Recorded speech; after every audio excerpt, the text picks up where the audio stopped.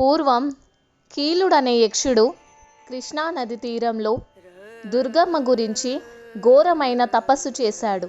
దానితో అమ్మవారు సంతోషించి వరము కోరుకోమని అడగగా, అమ్మా, నువ్వెప్పుడు నా హృదయ స్థానంలో కొలువుండుమని అడిగాడు. సరే కీలా, ఎంతో పరమ పవిత్రమైన ఈ కృష్ణానది తీరంలో నువ్వు పర్వత రూపుడువై ఉండు.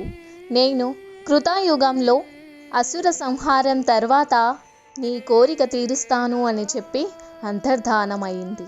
లోకాలను కపలిస్తున్న మహిషుని వధించి కీలుడికిచ్చిన వరం ప్రకారం మహిషవర్ధన రూపంలో కీలాద్రిపై వెలిసింది.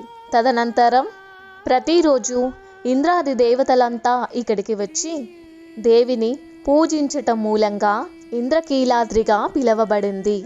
అమ్మవారు కనకవర్ణ శోభితురాలై ఉండటం వల్ల అమ్మవారికి కనకదుర్గ అనే నామం స్తుతించబడింది.